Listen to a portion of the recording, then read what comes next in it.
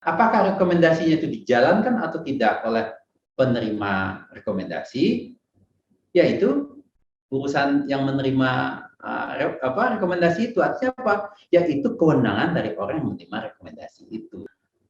Dalam konteks yang terjadi di kilometer 50 Cikampek itu,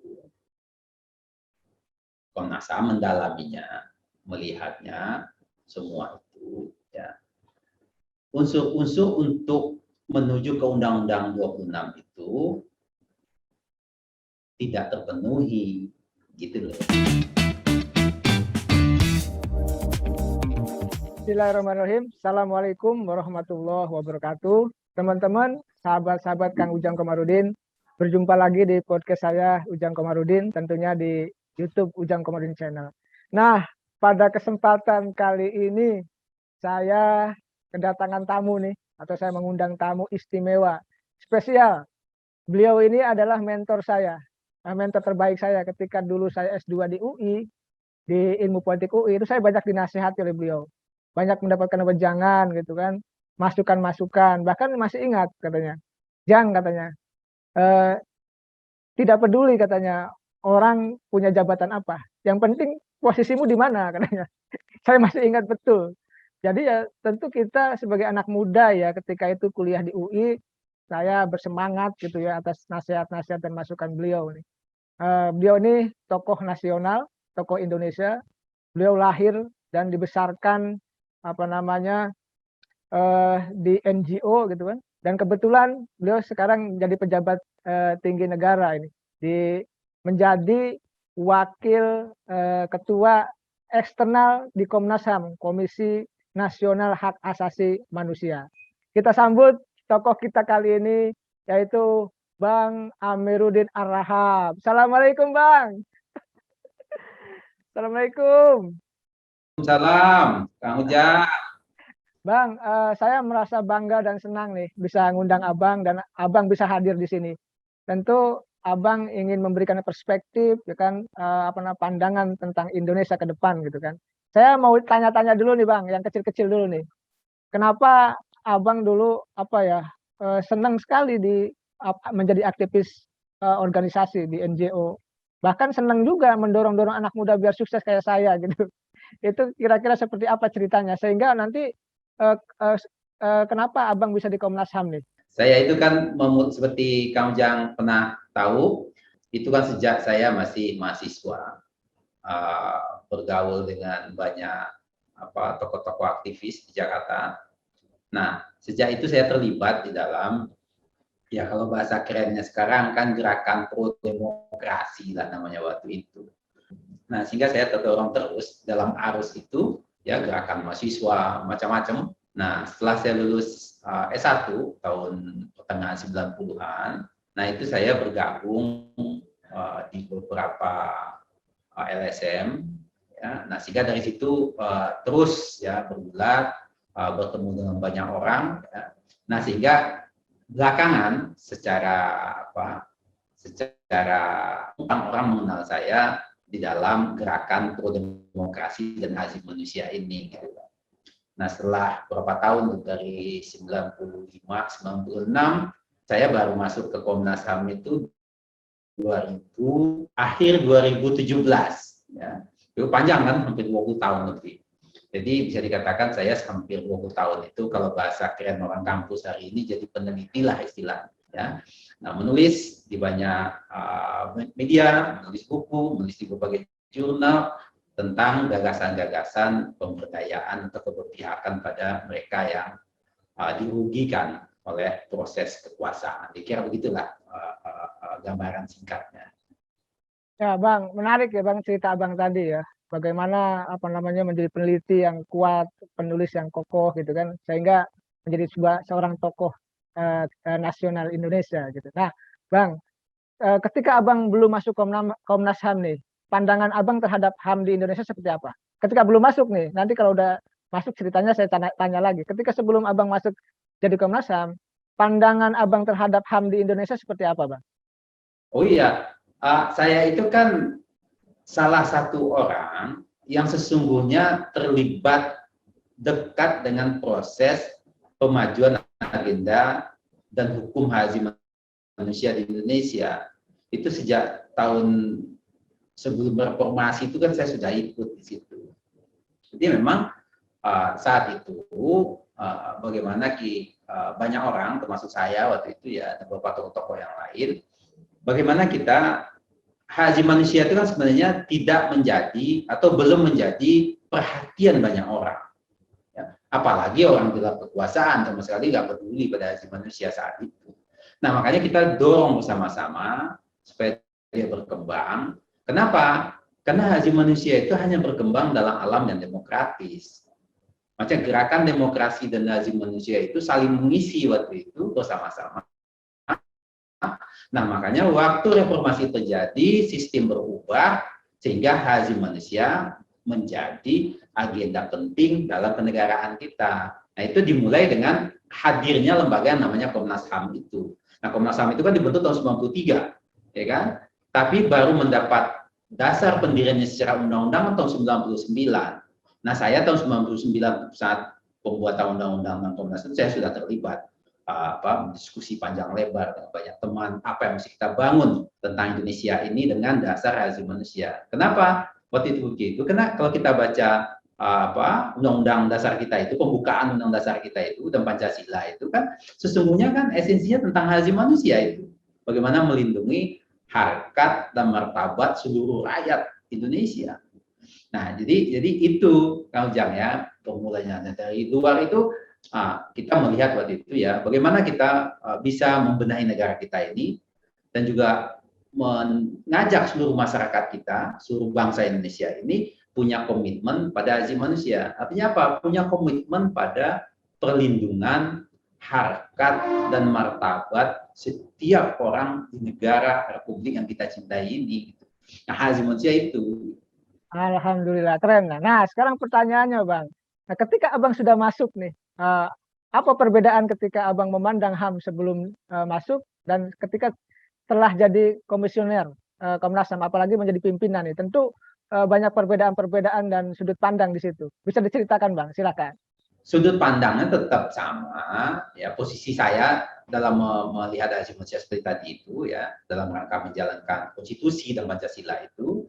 Nah, tapi sekarang saya kan dibebani pada tugas untuk bagaimana menjalankannya. Kalau sebelumnya kan cuma bagaimana mengembangkan gagasannya di luar ya. Nah, sekarang kan saya menjalankannya. Ada kewenangan yang diberikan kepada saya sebagai pimpinan lembaga resmi. Nah, kewenangan itu sekarang harus saya jalankan. Tapi kewenangan itu juga kan harus saya jalankan, tidak bisa gerasa gerusu gitu. Sesuai dengan koridor atau istilahnya sesuai dengan fungsi dan tugas pokok lembaga. Nah, sekarang saya dalam membicarakan tentang hak asasi manusia atau dalam menindaklanjuti masalah-masalah hak asasi manusia yang datang ke Komnas HAM, saya jalankan sesuai dengan koridor tadi itu. Apa koridornya? Ya undang-undang. Nah, undang-undang itu memberikan koridor-koridor bagaimana saya harus menindaklanjuti setiap persoalan hak asasi manusia yang diadukan oleh masyarakat atau yang berkembang di tengah publik supaya hal-hal tersebut bisa diselesaikan. Jadi yang barunya itu adalah saya mesti memberikan energi yang besar dalam rangka apa? Memberikan jalan keluar ya, atau langkah-langkah penyelesaian terhadap masalah.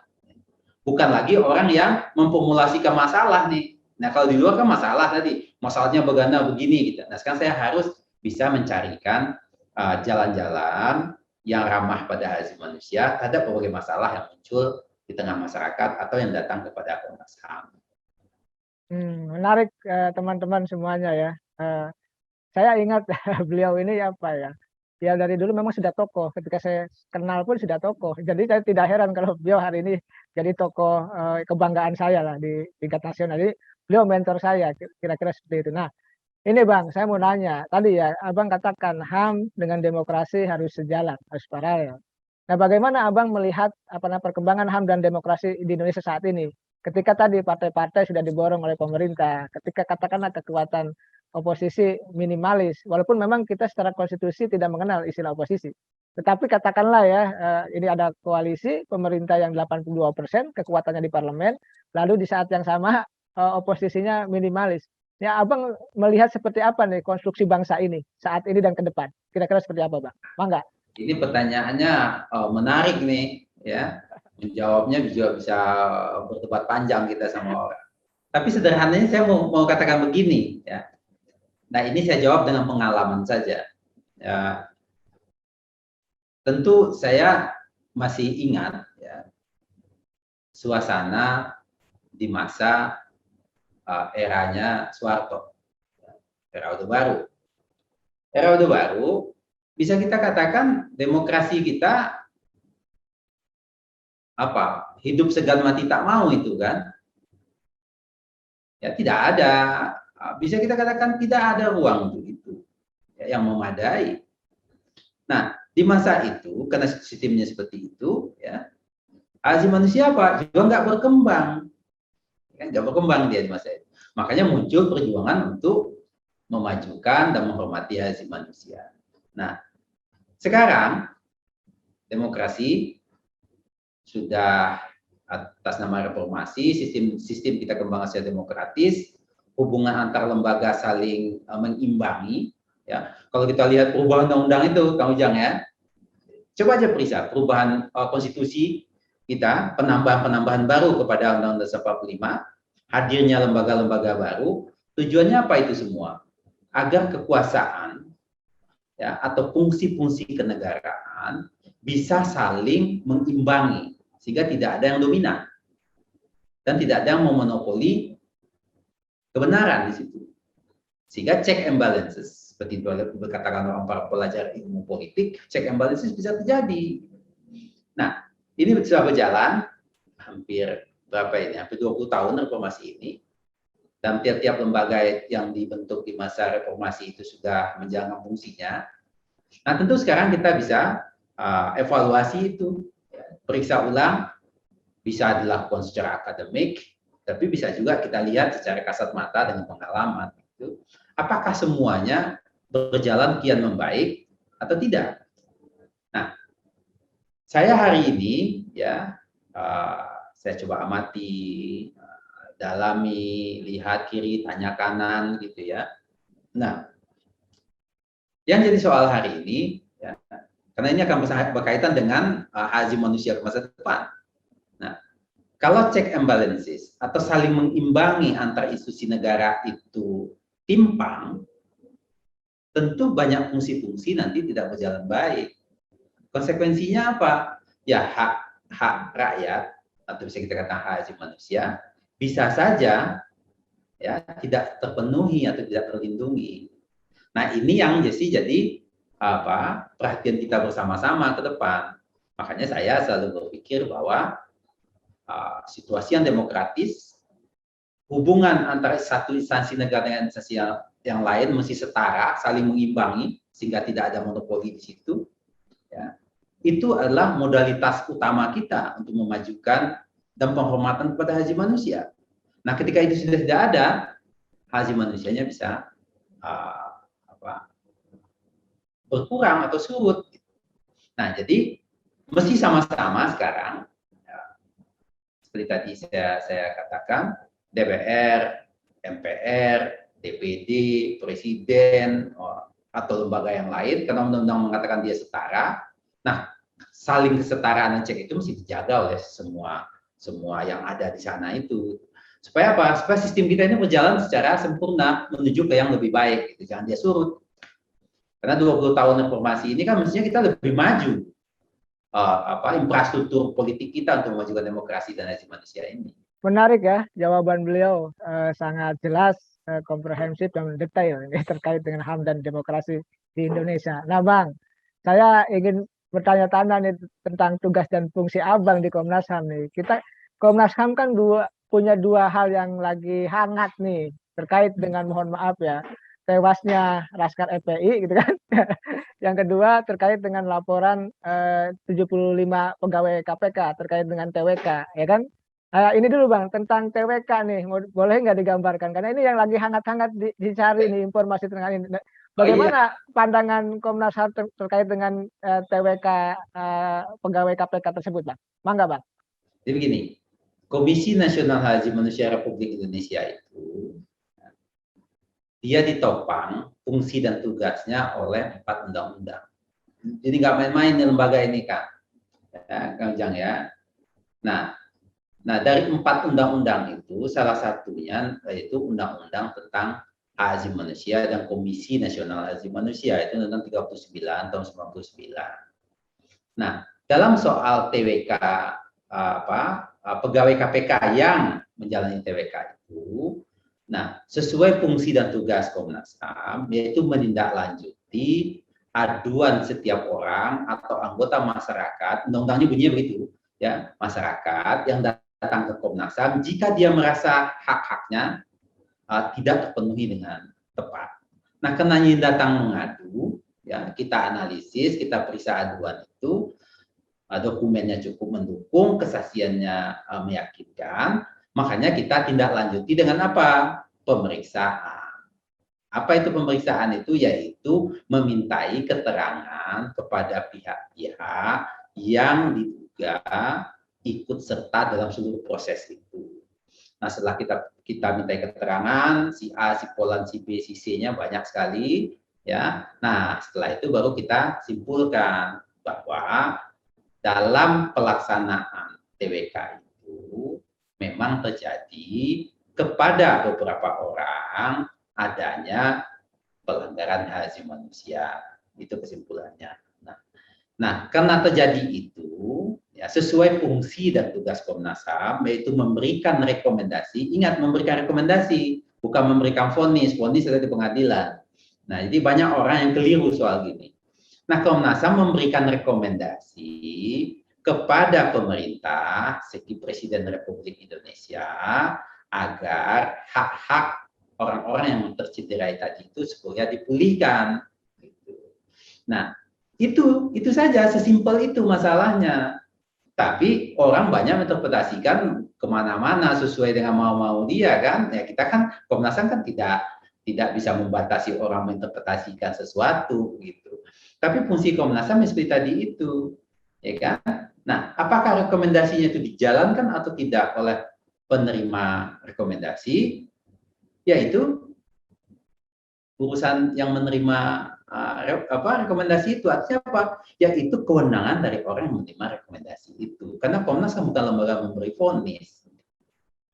Ya, jawabannya sangat clear ya, teman-teman ya. Kalau teman-teman bertanya sudah jelas itu. Saya kemarin juga 2 hari yang lalu Zoom dengan Ketua Komnas HAM, Bang, terkait dengan penjelasan TWK ini dan komprehensif. Ada 11 apa namanya pelanggaran ya kan yang terjadi gitu.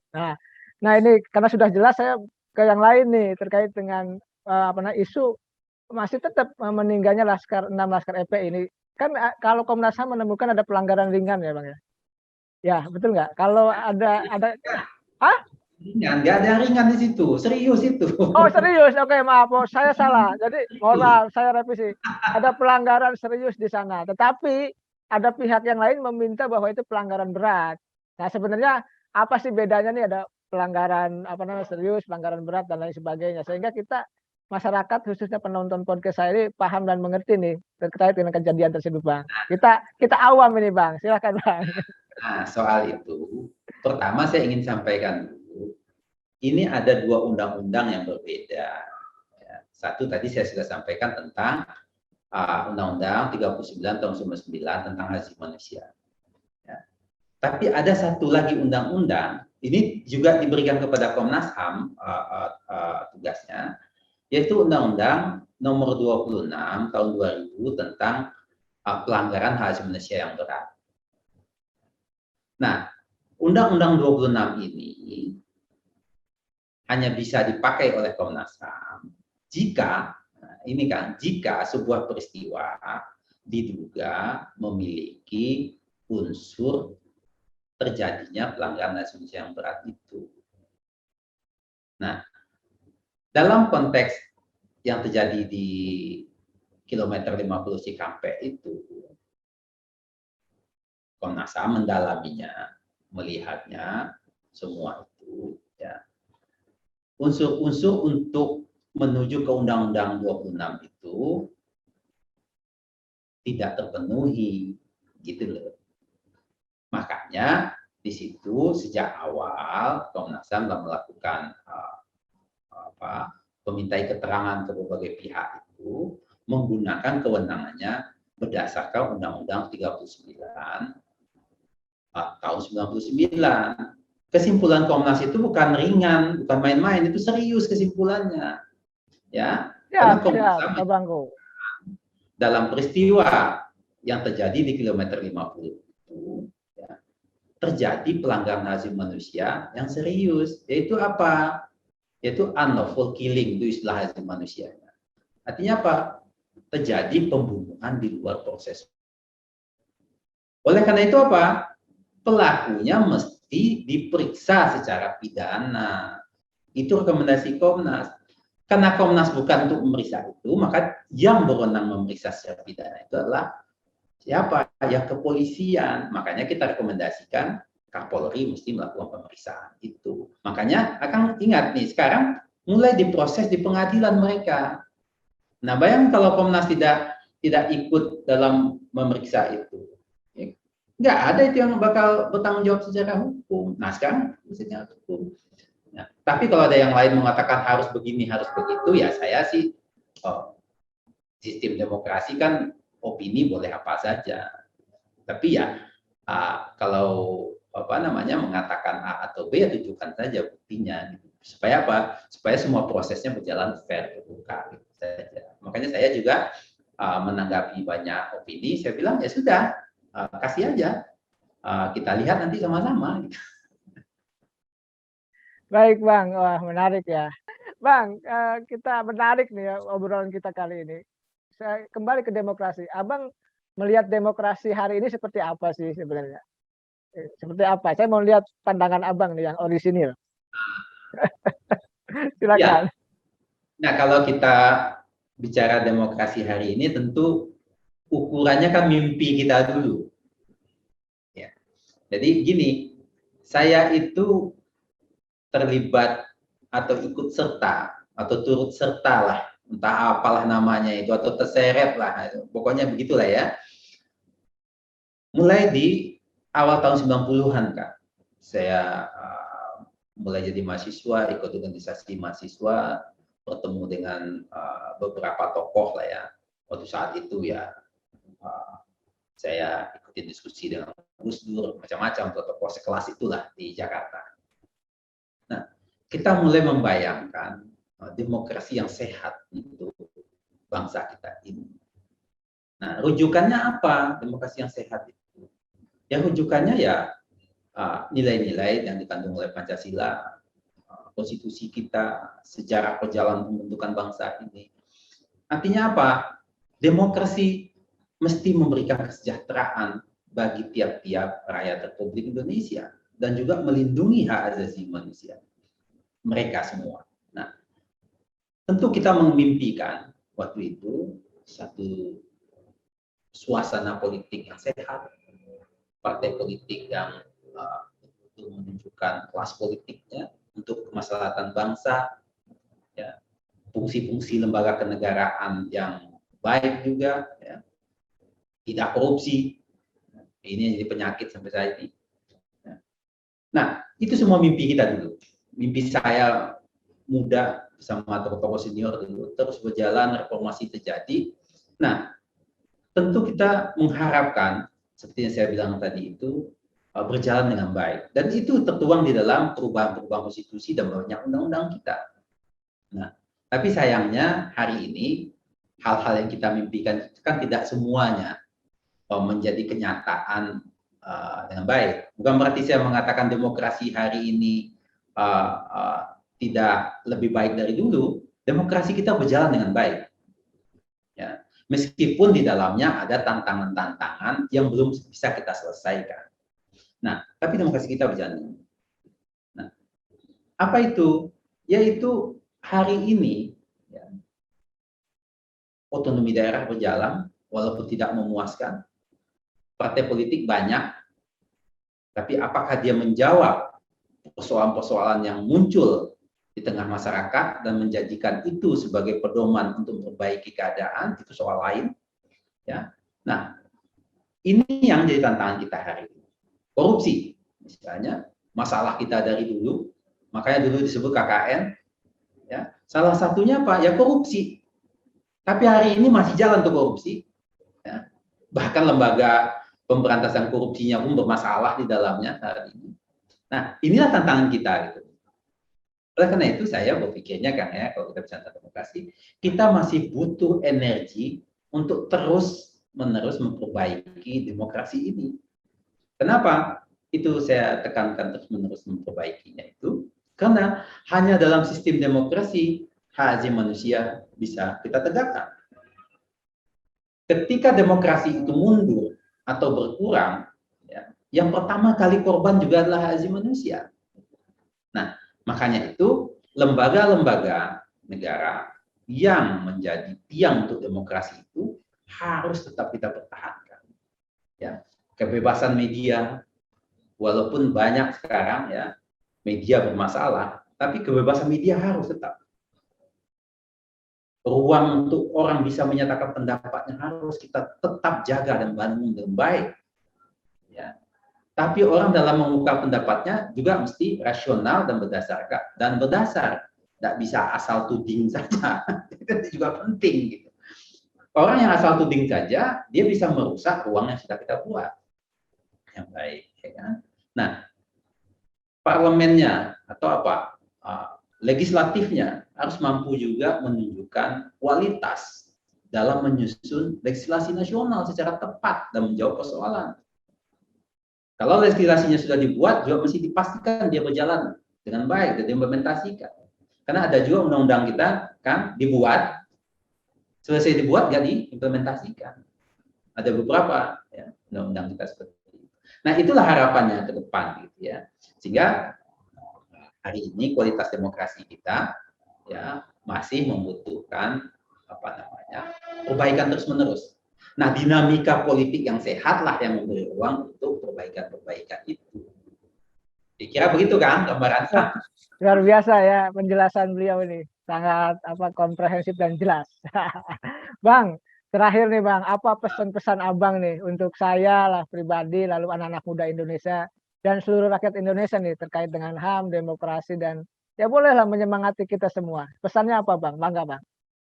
Iya, pertama saya ingin katakan, saya mengulang yang tadi ya, demokrasi yang hari ini kita nikmati, ini diperjuangkan dengan susah payah luar biasa di masa lalu. Oleh karena itu apa? Tugas kita bersama juga hari ini untuk menjaga demokrasi ini nggak boleh mundur. Kenapa? Ada satu buku, judulnya How Democracy Died, yang ditulis oleh Levinsky. Bagaimana demokrasi bisa mati? Nah, buku itu mengatakan begini, demokrasi bisa mati jika orang-orang membiarkan demokrasi itu mundur. Nah, oleh itu kita harus jaga bersama-sama supaya dia nggak mundur. Oleh karena itu apa? Kritik harus kita sampaikan, pandang-pandang yang positif harus kita banyak kemukakan, sehingga orang-orang yang akan mencintai demokrasi itu berpikir ulang dia untuk membuat demokrasi itu mundur. Ya.